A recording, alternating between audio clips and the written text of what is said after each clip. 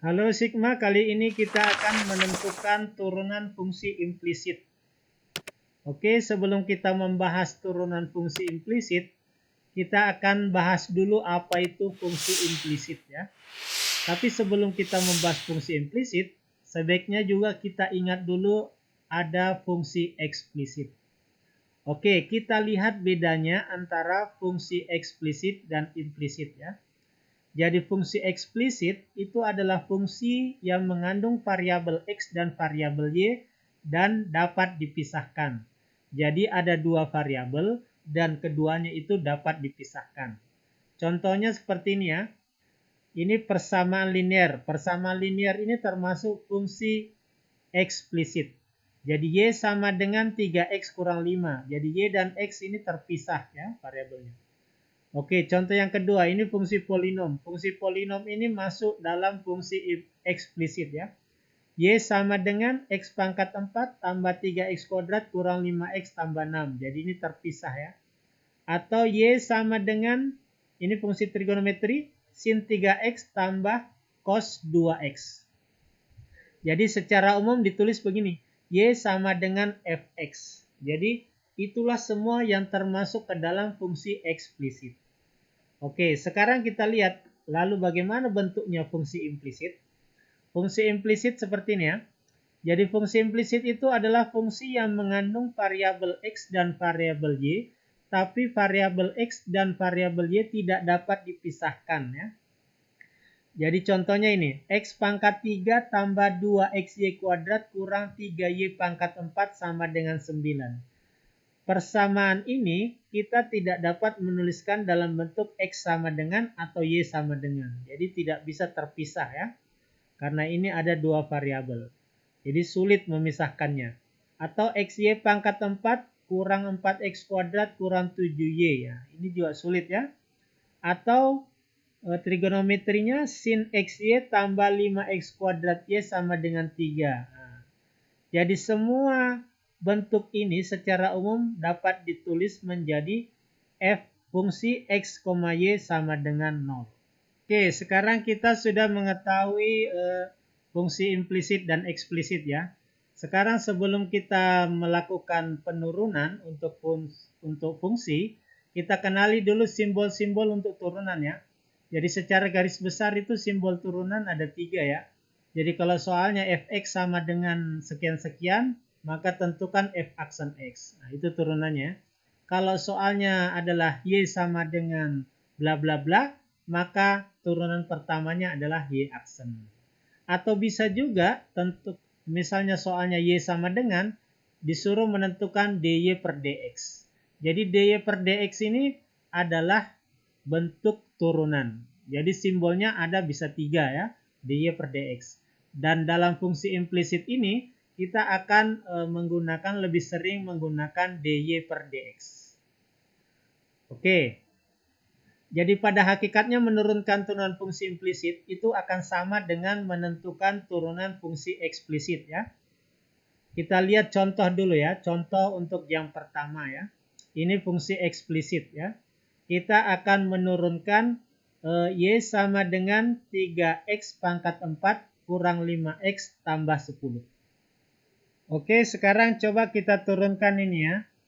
Jadi turunannya ini berarti ini adalah Y aksen sama dengan, kita turunkan seperti biasa aja ya. 4 turun jadi kali 3 ya. Jadi 4 kali 3, 12. X pangkatnya karena sudah turun 1 menjadi pangkat 3 ya. Kurang, ini pangkat 1, 1 kali 5, 5 ya. X pangkat 0, jadi tidak usah ditulis. Ini sudah habis, 10 turunannya 0. Berarti Y aksennya adalah 12X pangkat 3 kurang 5 ya. Kalau ini kita pakai dy per dx, jadi kita kerjakan dengan dy per dx, nanti gini ya. Jadi Y diturunkan ke dy, berarti turunannya menjadi 1 dy. Nah, gitu ya. Kenapa jadi 1 dy? Karena Y diturunkan ya. Sama turunan X itu 1 ya kan. Sama dengan, nah ini kita turunkan ke X ya, karena bukan Y. Jadi menjadi 12 X pangkat 3 dx. Nah, gitu ya. Kemudian ini kita turunkan lagi kurang 5 dx. Karena x-nya menjadi pangkat 0 ya, jadi 1. Jadi 5 dx. 10 kita turunkan itu adalah 0. Nah, kan? Nah, sekarang untuk mencari dy per dx, berarti ini kedua ruas kita bagi dengan dx ya. Kita bagi dx. Berarti nanti menjadi dy per dx. Nah, gitu ya.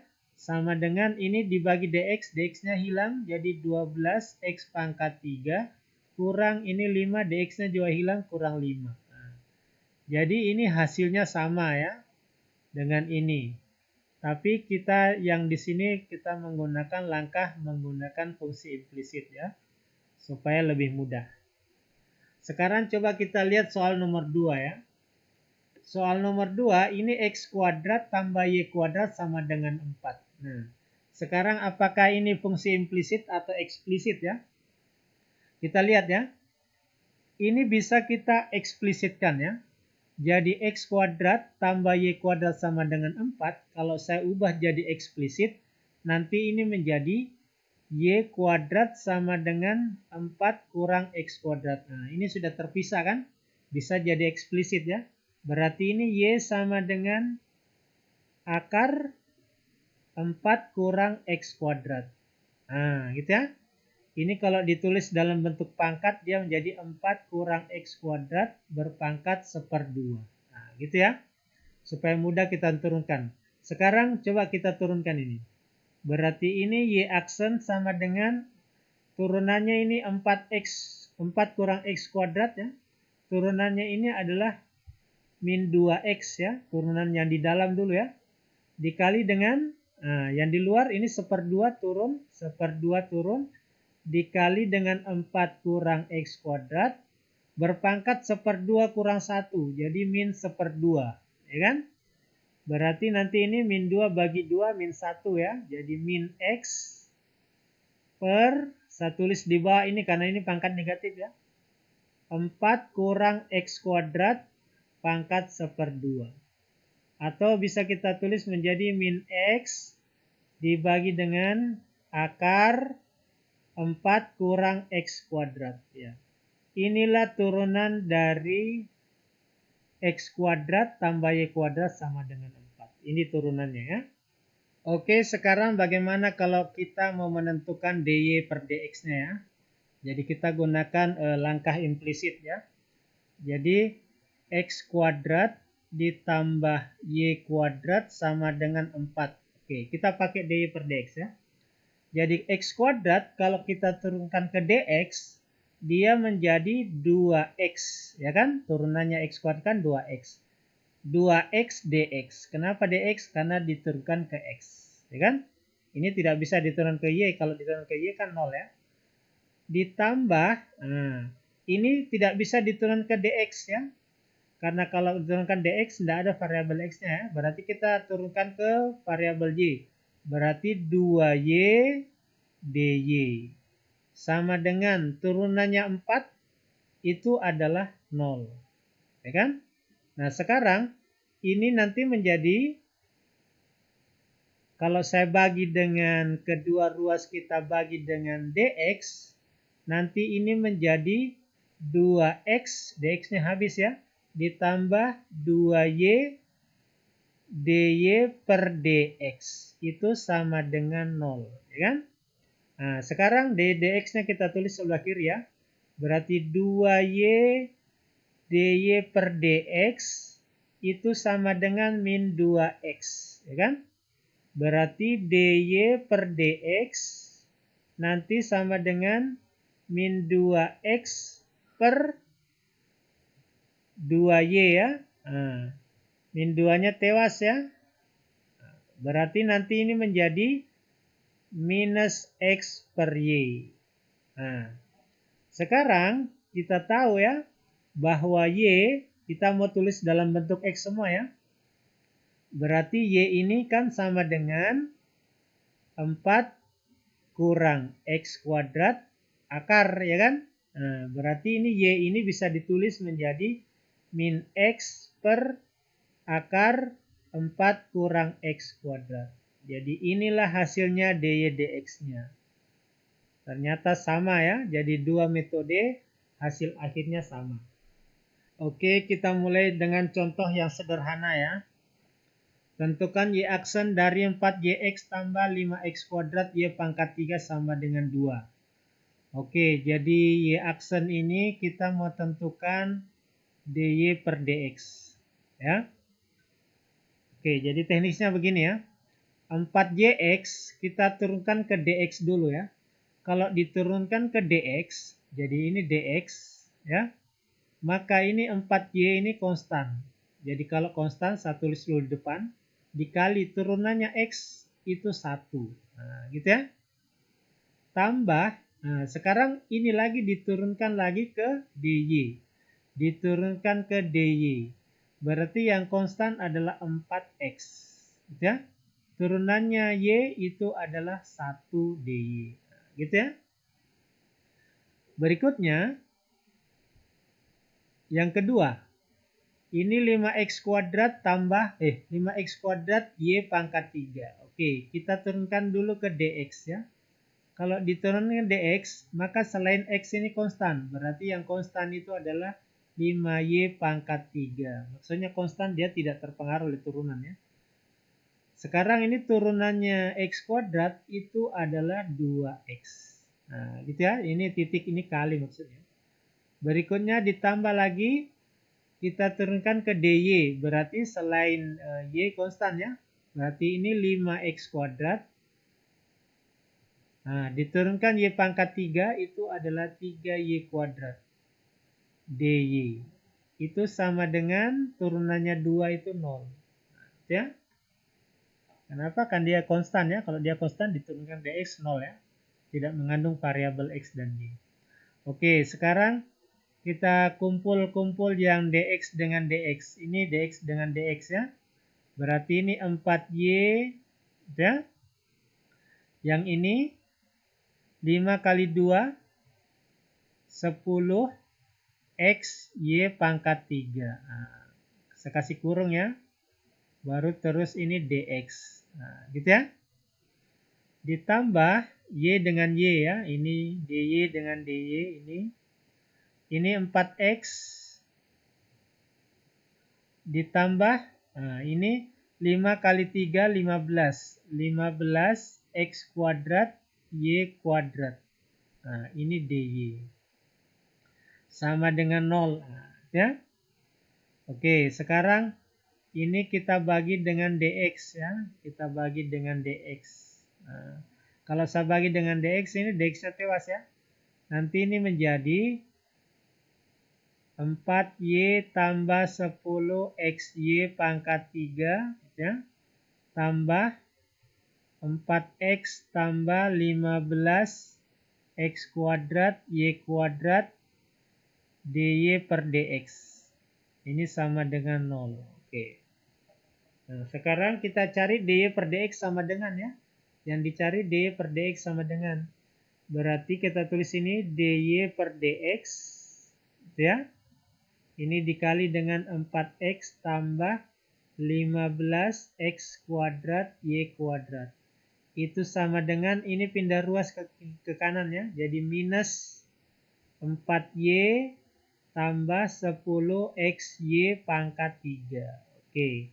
Berarti kesimpulannya dy per dx sama dengan, ini kan kali ya, jadi dibagi ya. Kedua ruas dibagi ini. Jadi minus 4y tambah 10 xy pangkat 3 dibagi dengan 4x tambah 15x kuadrat y kuadrat. Nah, inilah dy per dx dari soal fungsi implisit itu. Kita lihat contoh yang ketiga ya.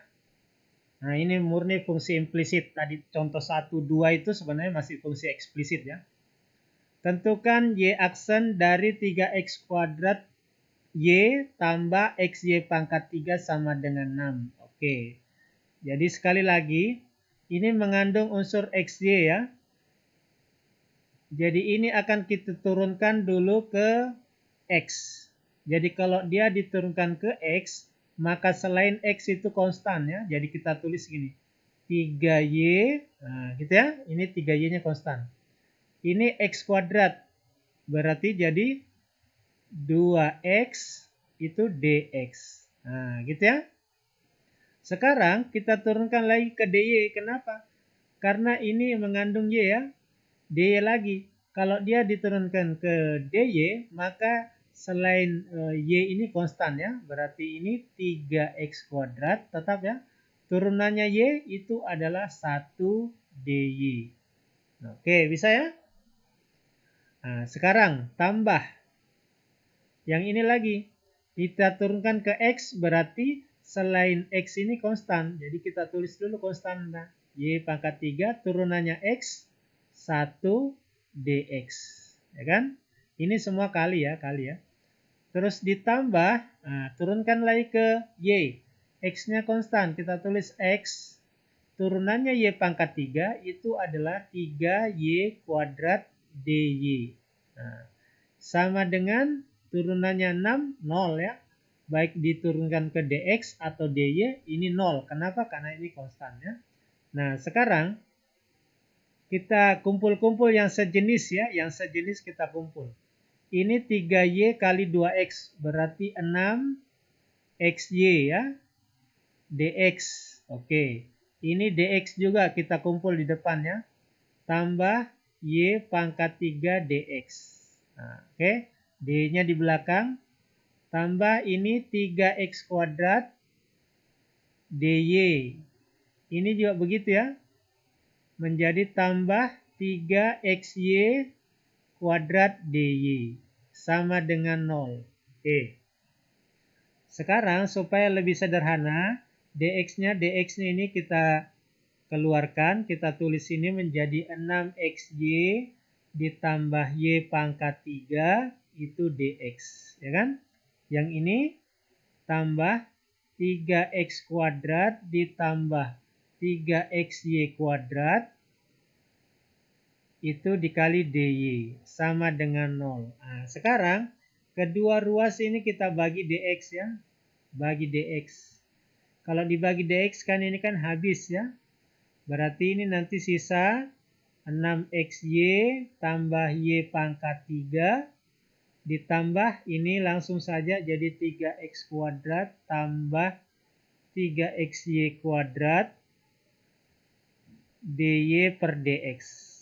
Nah, sama dengan 0. Oke. Yang kita carikan DY per DX sama dengan ya. Berarti ini pindah ruas ke kiri ya. Nanti DY per DX. Kan ini dikali dengan ini ya. 3X kuadrat tambah 3XY kuadrat. Sama dengan minus ya. Ini plus ini. Berpindah ruas jadi minus 6XY tambah Y pangkat 3. Nah, sekarang berarti kesimpulannya DY per DX sama dengan minus 6XY tambah Y pangkat 3 dibagi ini ya. 3X kuadrat ditambah 3XY kuadrat. Ya. Inilah turunan pertama dari soal. Oke, kita lihat contoh untuk fungsi trigonometri yang implisit ya. Tentukan Y aksen atau DY per DX ya. Jadi setiap suku kita turun ke DY dulu dan ke DX. Kebetulan ini cuma sin Y, berarti tidak ada variabel X. Berarti kita turunkan ke DY saja ya. Jadi kalau diturunkan ke DY, sin itu turunannya adalah cos Y. Ya, jadi cos Y DY ya. Sama dengan, nah ini cos 2X berarti diturunkan ke DX ya. Turunannya cos 2X itu kita turunkan dulu 2X-nya ini. Berarti 2, ya kan? Turunannya cos itu min sin ya. Berarti saya tulis ini minus 2 sin 2X. Ya, gitu ya. Dikurang, ini diturunkan ke DX. Jadi 3Y DX. Terus dikurang, diturunkan ke DY. Berarti 3X DY. Oke. Oke, sekarang kita kumpul-kumpul yang sejenis ya. Yang dy semua di ruas kiri. Berarti nanti jadi cos y dy tambah 3x dy. Nah, gitu ya. Sama dengan ini minus 2 sin 2x dx minus 3y dx. Oke. dy-nya kita keluarkan ya. Jadi kita ini kasih kurung cos y ditambah 3x. Ini dy sama dengan ini minus kita kasih keluar. Jadi 2 sin 2x tambah 3y dx. Nah, gitu ya. Sekarang kedua ruas kita bagi dx. Kita bagi dx ya. Dibagi dx. Kalau dibagi dx ini nanti jadi dy per dx ya. Nah, ini jadi cos y tambah 3x. Ini dx-nya habis ya. Jadi sisa minus 2 sin 2x tambah 3y. Oke, berarti kesimpulannya dy per dx-nya sama dengan minus 2 sin 2x tambah 3y dibagi dengan cos y tambah 3x. Ya. Jadi inilah dy dx dari soal di atas. Oke, contoh yang kelima ya. Tentukan y aksen dari sin xy. Nah, ini sudah ada dua variabel ya. Tambah 2xy pangkat 3 sama dengan 7. Oke. Jadi dy dx-nya kita tentukan ya. Jadi sin xy kita turunkan dulu ke dx ya. Berarti kalau begitu turunannya sin xy itu adalah cos xy, ya kan? Nah, sekarang xy ini diturunkan ke dx, berarti x-nya diturunkan ya. Turunannya x 1, berarti sisa y. Nah, gitu ya. Ditambah, nah, diturunkan lagi ke dy ya. Ini lagi sin xy diturunkan. Turunannya sin cos xy ya, atau yx. Sekarang diturunkan ke dy, berarti sisa x. Karena y turunannya adalah 1, berarti ini x. Ya kan? Tambah, nah, ini sudah mudah ya kalau aljabar ya. Diturunkan ke dx, berarti x-nya habis ya. X turunannya x 1 ya. Berarti 2y pangkat 3 dx. Tambah lagi turunkan ke dy. Berarti turunannya y pangkat 3 itu adalah 3y kuadrat ya. Berarti 2x dikali 3y kuadrat dy sama dengan 0. Nah, gitu ya. Jadi ini diturunkan 2 kali. Ini juga diturunkan 2 kali. Ya. Karena keduanya mengandung 2 variabel. Nah, gitu ya. Sekarang kita kumpul-kumpul yang sejenis ya. Yang dx semua. Ini dx, ini dengan dx ya. Ini saya langsung tulis y dikali cos xy. Nah, perhatikan ya, saya kasih kurung begitu. Tambah 2y pangkat 3, nah, balas kurung dx. Ya kan? Berikutnya dy lagi. dy ini ya, tambah yang ini dy-nya dengan ini kasih kurung x cos xy. Nah, ini yx tadi terlanjur tertulis ya. Ditambah ini 2 kali 3 6 ya. 6xy kuadrat. Nah, terus dy. Ini sama dengan 0. Gitu ya. Kemudian kita pindahkan ya. Kita pindahkan yang ada dx-nya ini pindah ke ruas kanan ya. Nah, ini yang dy pindah ke ruas kiri ya. Tetap ya, tetap. Berarti sini x cos xy ditambah 6xy kuadrat. Nah, gitu ya.